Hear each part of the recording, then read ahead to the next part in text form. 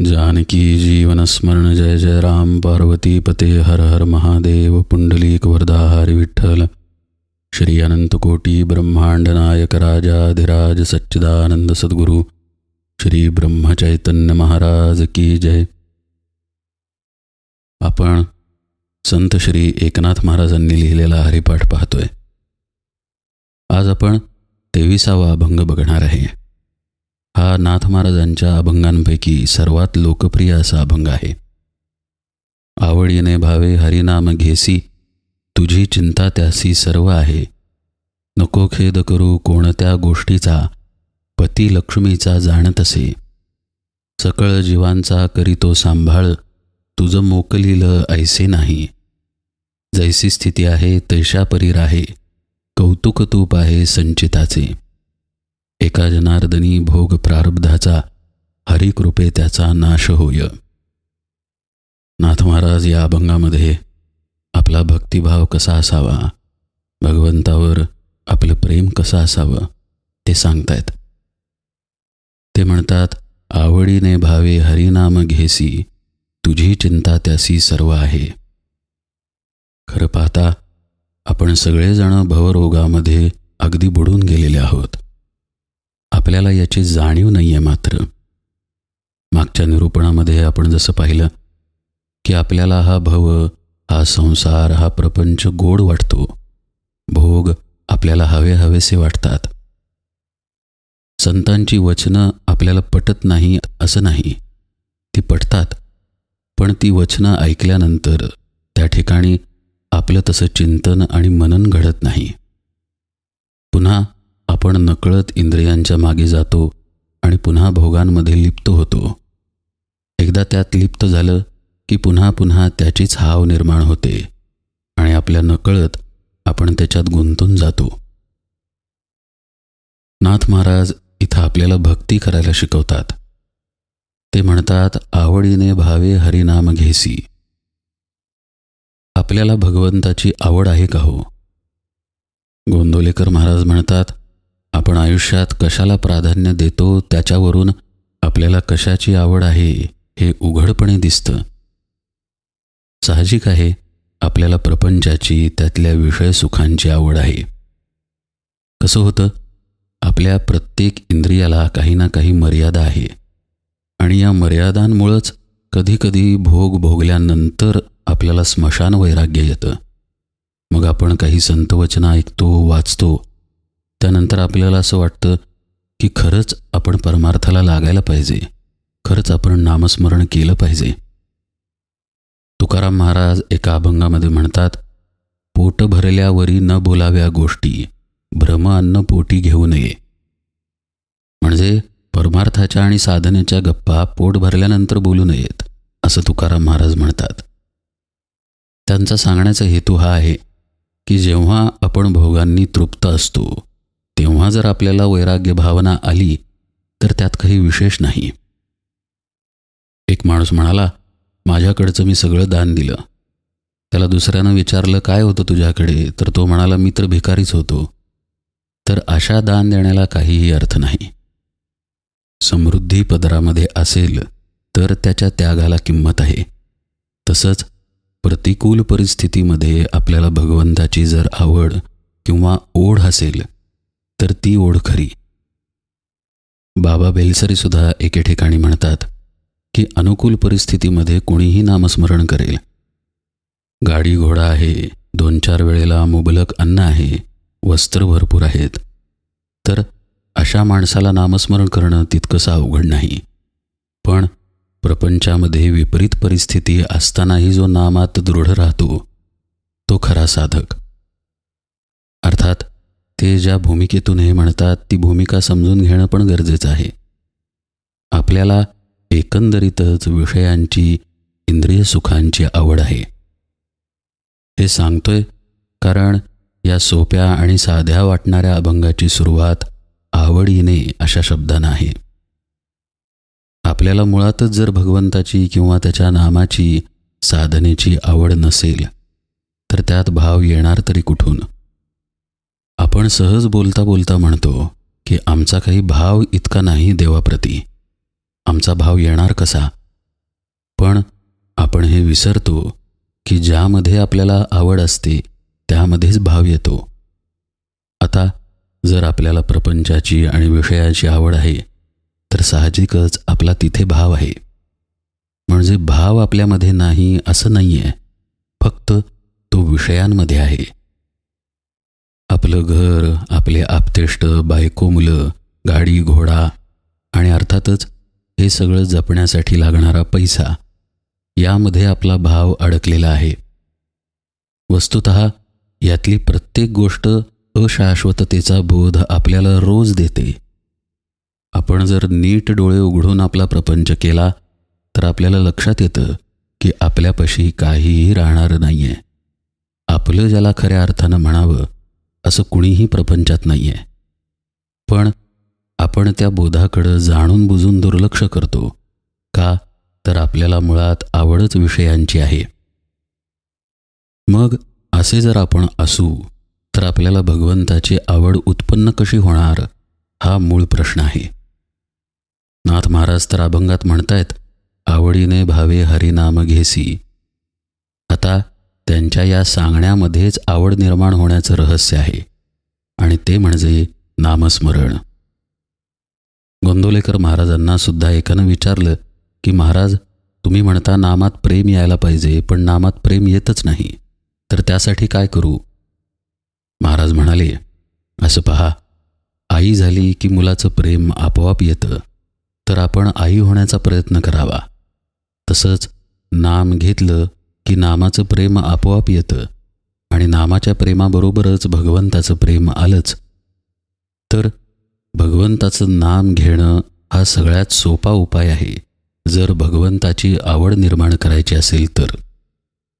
आणि आपण नेमकं तेच करत नाही ही आपली अडचण आहे. आपण नाम घेत नाही. घेतलं तर काही काळापुरतं घेतो, पण त्यातही आपलं लक्ष लागत नाही. म्हणजे गाडी पुन्हा तिथेच आली. भगवंताची आवड पाहिजे असं नाथ महाराज सांगतायत. आवडीने भावे नाम घ्या असं म्हणतायत. पण आवड नाही आहे तर आवड निर्माण व्हायला नाम घ्यायला पाहिजे असंही सांगतायत. बरं, नाम तर मनापासून होत नाही, मग आवड येणार कशी? तर याचं उत्तर आहे अभ्यास. हे उघड आहे की आपण आज मितीला बहिर्मुख आहोत. आपल्याला विषय सुखांची, इंद्रिय सुखांची आवड आहे आणि आपल्याला भगवंताची आवड पाहिजे. मग जर आपल्याला अमुक गोष्ट पाहिजे जी आज आपल्यापाशी नाही, तर आपण इतर वेळेला कष्ट करतो ना, अभ्यास करतो ना. जसं की अमुक अमुक गोष्ट प्राप्त करण्यासाठी अमुक अमुक पैसा पाहिजे, आज नसेल तर आपण खटपट करून काही ना काही करून पैसे कमवतो ना. तसंच इथे आहे. आज भगवंताची आवड नाही आहे हे खरं आहे आणि नामात मन लागत नाही हेही खरं आहे. पण तरीसुद्धा अभ्यास करायचा, रोज नियमाने करायचा, आपल्या सद्गुरूंना भगवंताला आळवून करायचा.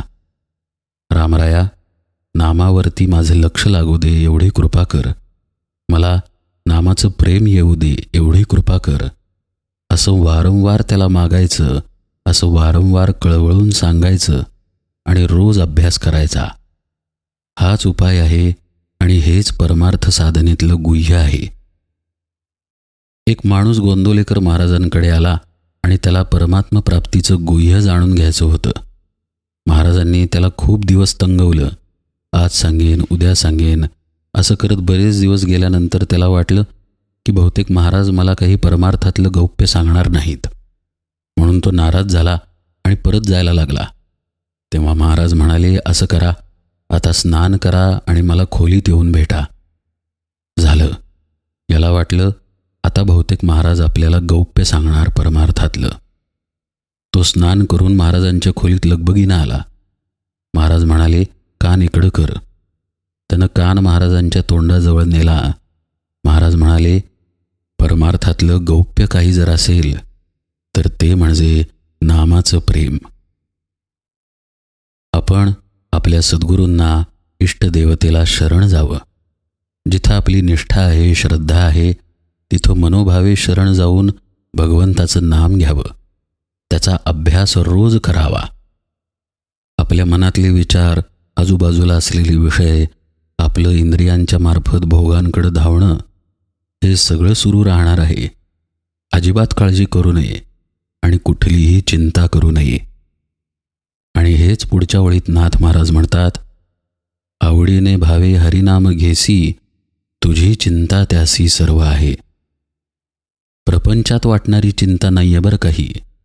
साधकानं आपल्या मनाची, आपल्या विकारांची चिंता करू नये, साधनेमध्ये रमावं, असं नाथ महाराज सांगतायत.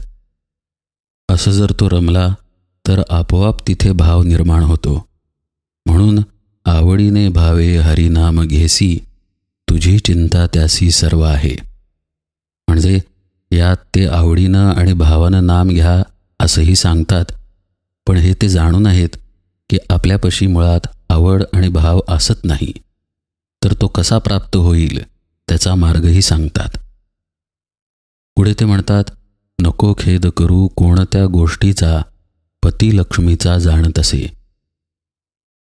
सुख आणि दुःख हा आपल्या जीवनाचा एक अविभाज्य भाग आहे. पण काय होतं, जो साधक साधनेला लागतो त्याचा सुरुवातीला असा समज होतो की आता मी साधना मार्गावरती आहे तर माझ्या आयुष्यात दुःख येणारच नाही. भगवंत आहे ना, माझे सद्गुरू आहेत ना, मला काय होणार आहे. पण हा त्याचा खरं पाहता एक प्रकारचा भ्रम असतो. ज्याच्या त्याच्या कर्मानुसार आणि प्रारब्धानुसार त्याच्या त्याच्या वाट्याला भोग हे येतातच. साधना करता करता साधकाला आधार लागतो. त्याला एका बाजूला ते भोगही असतात आणि दुसऱ्या बाजूला भगवंताचं, आपल्या सद्गुरूंचं प्रेमही असतं. तर भोग भोगताना त्यानं ही जाणीव ठेवणं गरजेचं आहे की हे फक्त देहापुरते आहेत. हे आपल्याच कर्मांमुळं आणि आपल्याच प्रारब्धामुळं आपल्याला आलेले आहेत. नाथ महाराज म्हणतायत, अशा वेळी त्यानं खेद करता कामा नये. नको खेद करू कोणत्या गोष्टीचा, पती लक्ष्मीचा जाणत असे. सुख असणं आणि दुःख असणं हे परमार्थ साधनेमध्ये आड येतच नाही. तो देहासंबंधी असलेलाच भाग आहे, ते येणारच. पण आड जर काही येत असेल तर सुखामध्ये हुरळून जाणं आणि वास्तवतेचा विसर पडणं, आणि दुःखामध्येही बुडून जाणं, खेद करणं आणि वास्तव्याचा विसर पडणं.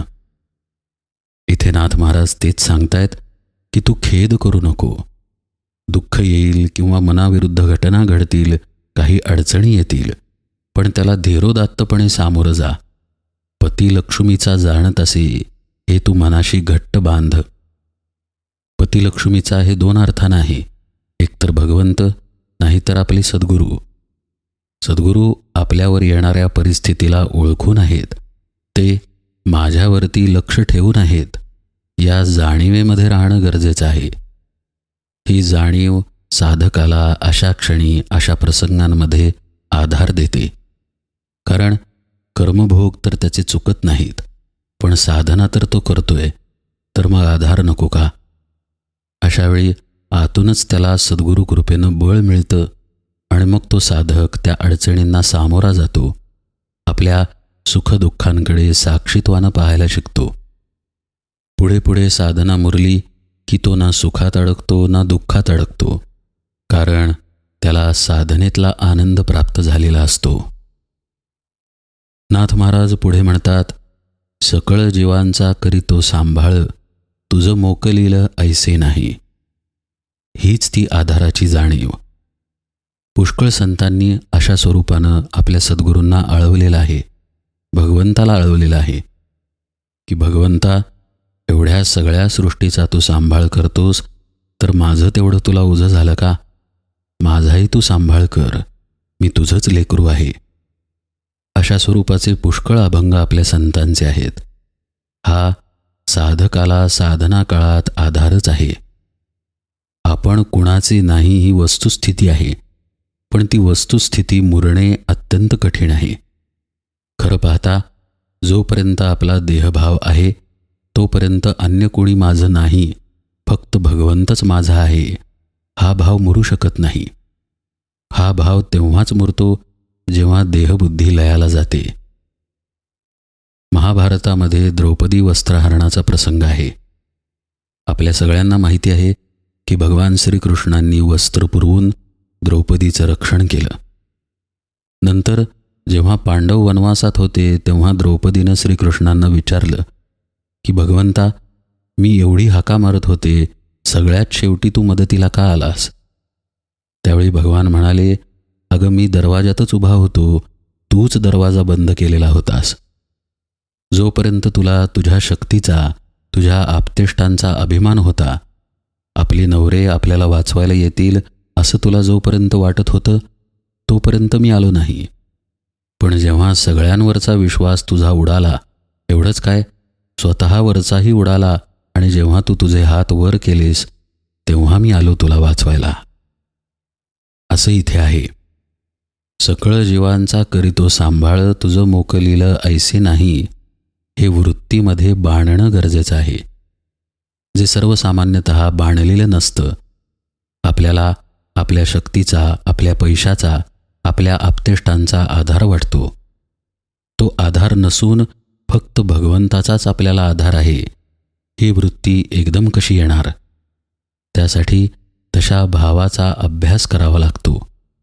आणि तो अभ्यास इथं नाथ महाराज सांगतायत की तू सतत हे तुझ्या मनामध्ये, चित्तामध्ये, वृत्तीमध्ये बिंबवून घे की भगवंत माझा आहे आणि मी भगवंताचा आहे. तोच खरा माझा सांभाळ करणारा आहे. आणि हे एकदा आपल्या मनामध्ये, वृत्तीमध्ये बिंबलं की मग एकविध भक्ती प्राप्त होते. मग अशा भक्ताला परमात्माच सर्वस्व असतो.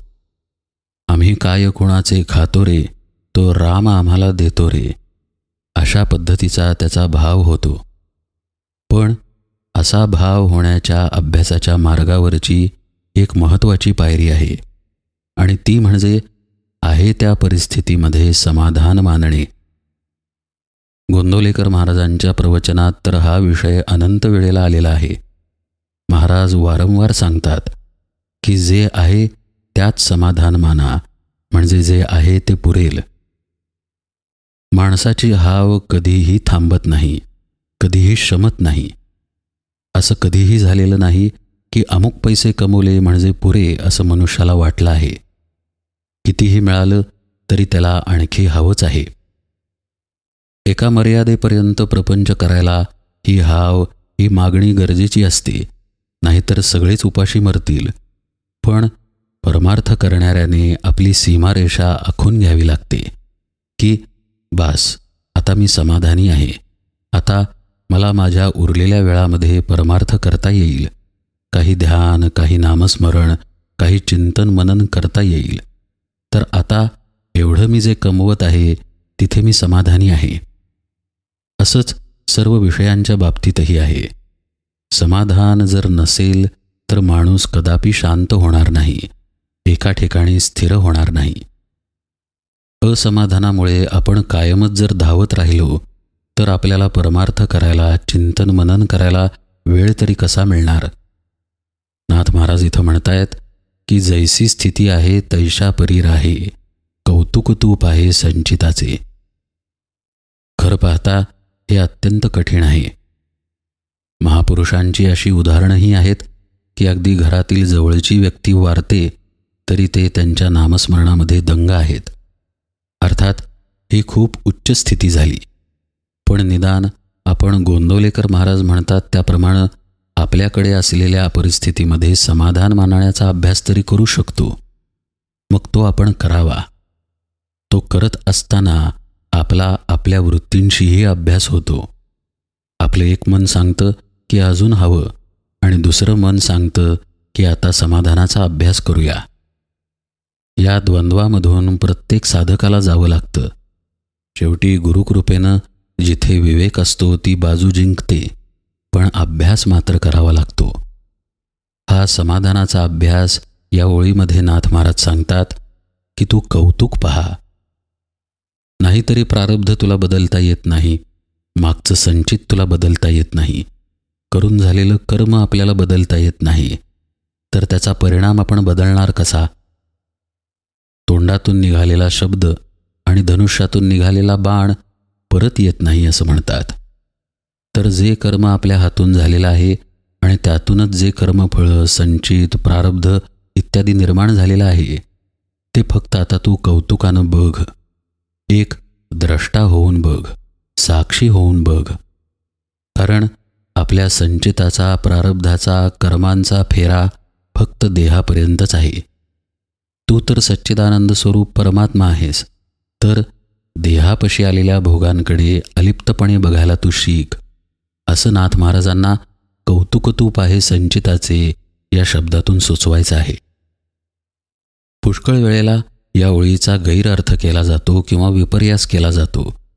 जैसी स्थिती आहे तैशा परी राहे, म्हणजे काही कष्ट करू नका, कामं करू नका आणि नुसतं पडून राहा, काय काय होतंय ते पहा, असा याचा अर्थ नव्हे. प्रपंच सगळेच करतायत, किडामुंगीपासून प्राण्यांपर्यंत आणि सर्व प्रकारच्या मनुष्यांपर्यंत सगळ्यांना आपापला प्रपंच आहे.